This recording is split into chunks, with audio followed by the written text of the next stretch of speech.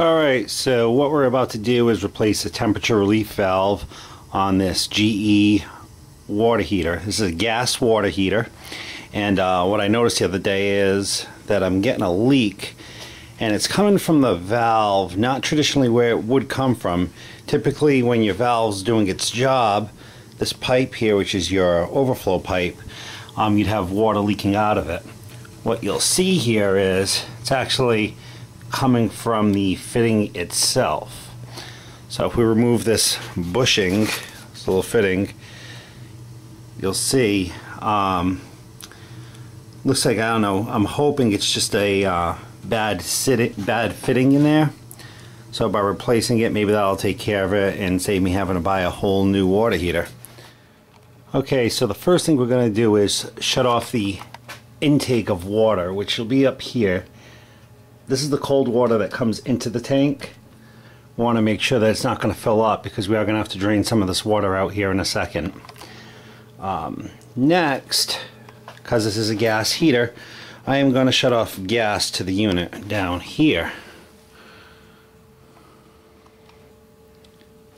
Now, I'm going to actually just shut this right to off, and I'll relight it later.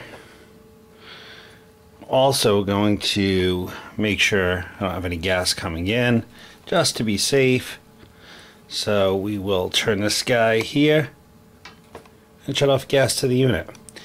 Now our next step is going to be to drain some of the water out here. What we've got to do is make sure the water level is below this part right here, because when we take this guy off, we don't want water to come shooting out.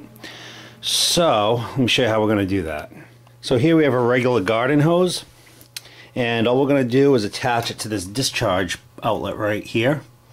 So let's take a second and do that. I actually just picked up this small garden hose at Home Depot. It was $7, so it was just better than having to drag my 50-footer in from outside.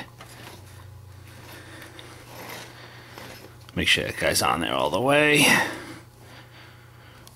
Okay, good. Now I don't have a floor drain, so I'm hoping this is going to work. I'm not even sure, but this is where my central air empties into, as well as my washer. So I'm going to run this hose in there, and it should be okay. Okay, so as you can see, I've run the hose in there. Now we're going to open up that faucet. Now here's the deal. If you look at this tank here, the way that water is going to come out is we've got to have air force it out.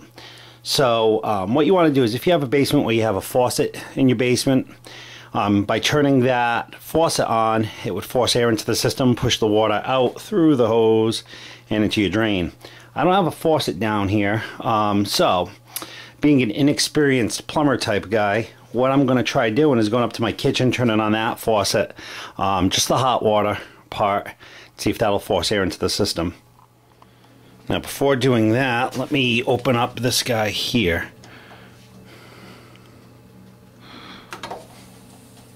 Oh, I can hear something happening. Okay, looks like I didn't tighten that garden hose up enough, so let me tighten that a little bit more. Okay, so I did tighten up a little bit more. I used a pipe wrench here just to get that fitting a little bit tighter, less of a leak. And right now I'm just letting it drain. While it drains, I'm going to run upstairs, turn on the hot water, just flush out the system here. It's going to take about 5 minutes, so be patient, let the water get below that level, and I'll show you how we're going to test that in a second here. Alright, so that's been draining for a little while now. What I'm going to do is I'm going to tighten that drain back up.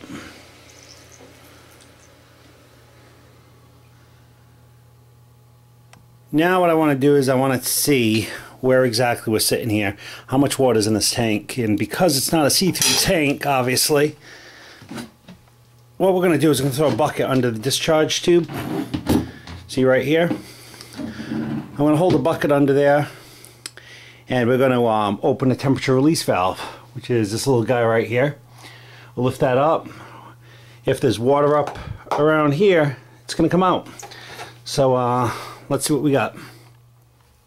Okay, forgive my poor camera angle here. What we'll do is we'll pull that up there.